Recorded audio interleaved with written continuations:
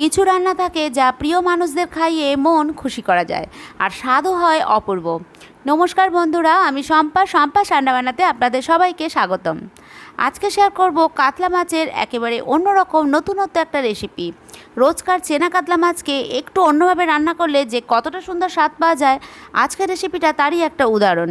এর আগেও বন্ধুরা কাতলা মাছের বিভিন্ন রকমের রেসিপি আমি শেয়ার করেছি, আপনারা চাইলে দেখে নিতে পারেন, তার লিঙ্ক আমি ডেসক্রিপশন বক্সে দিয়ে দেবো। তবে আজকের রেসিপিটা যদি ভালো লেগে থাকে তাহলে প্লিজ বন্ধুরা ভিডিওটা একটা লাইক করে সম্পাস রান্নাবান্না চ্যানেলটিকে সাবস্ক্রাইব করে পাশে বেল আইকনটি ক্লিক করে দেবেন। আর পরের রেসিপির নোটিফিকেশন যাতে সবার আগে পাওয়া যায় তার জন্য পাশে বেল আইকনটি ক্লিক করে দেবেন। তাহলে আর দেরি না করে চলুন এবার রেসিপিটা ঝটপট শুরু করা যাক। এই রেসিপিটা বানানোর জন্য বন্ধুরা এখানে আমি কাতলা মাছ নিয়েছি। মাছগুলো আগে থেকেই ধুয়ে নুন হলুদ লাগিয়ে 10 মিনিট আগে রেডি করে রেখেছি তাড়াতাড়ি হওয়ার জন্য। এবার এদিকে কড়াইতে সাদা তেল গরম করে নিয়েছি, মাছগুলোকে একে একে আমি দিয়ে দিলাম আর উল্টে পাল্টে ভালো করে লাল লাল করে ভেজে নেবো। তো আমি সাদা তেল দিয়ে করছি বন্ধুরা, আপনারা চাইলে সর্ষের তেল দিয়েও এটা করতে পারেন। আর একদম নতুনত্ব একটা রেসিপি, একদম অভিনব রেসিপি, একটু অন্য রকম স্বাদ। তো আপনারা সঙ্গে থাকুন, দেখলেই বুঝতে পারবেন। ভীষণই সুন্দর হয়েছিল খেতে। তো মাছগুলোকে দেখুন আমি ভেজে নিয়েছি বেশ সুন্দর করে, লাল লাল করে এপিট ওপিট করে। আর মাছগুলো দেখুন একটা প্লেটের মধ্যে আমি তুলে নিয়েছি, বাকি যে তেলটা আছে ওই তেলের মধ্যেই বাকি রান্নাটা করব। তো প্রথমেই দিলাম 2টো ছোটো এলাচ, দারচিনি আর একটা লবঙ্গ। তো ফোড়নটা হয়ে গেছে, এরপর এখানে আমি পেঁয়াজ বাটা দিয়ে দিলাম, পরিমাণ মতোই পেঁয়াজ দিলাম, মানে 2টো ছোটো সাইজের পেঁয়াজ ছিল। আর পেঁয়াজ বেটে দিলে গ্রেভিটা স্মুথ হবে, খেতেও ভালো লাগবে। তো পেঁয়াজটাকে ভালো করে আমি ভেজে নিচ্ছি কাঁচা গন্ধ না যাওয়া পর্যন্ত। একটু অন্যরকম রেসিপি বন্ধুরা। কাতলা মাছের তো ঝাল ঝোল কালিয়া অনেক রকমভাবেই খেয়েছেন।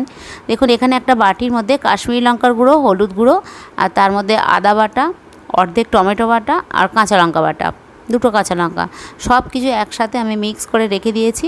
তো এই মশলাটা আমি দিয়ে দিলাম। এর মধ্যে কোনো রসুন বাটা কিন্তু বন্ধুরা পড়বে না, রসুন বাটা দিলে আসল স্বাদটাই কিন্তু চলে যাবে। তাই সঙ্গে থাকার অনুরোধ রইল বন্ধুরা। এর আগেও আমি কাতলা মাছের বিভিন্ন রেসিপি আমি শেয়ার করেছি, আমার চ্যানেলে একটা প্লেলিস্ট করা আছে কাতলা মাছের, আপনারা চাইলে দেখে নিতে পারেন, তার লিঙ্ক ডেসক্রিপশন বক্সে দেওয়া থাকবে।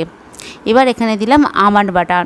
এটা কয়েকটা আমন্ড আমি গরম জলে ভিজিয়ে খোলাটাকে ছাড়িয়ে তারপর মিক্সিতে মিহি পেস্ট করে এর মধ্যে দিয়ে দিলাম। এই আমন্ড বাটারটা দিলে কিন্তু এর স্বাদটা সত্যিই ভীষণ ভালো হয় খেতে।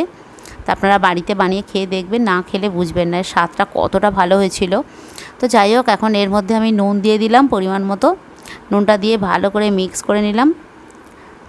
আমন্ড বাদামের কিন্তু নিজস্ব একটা স্বাদ গন্ধ দুটোই থাকে, কাজু বাদামেরও থাকে, কিন্তু চিনে বাদামের একটু অন্যরকম থাকে।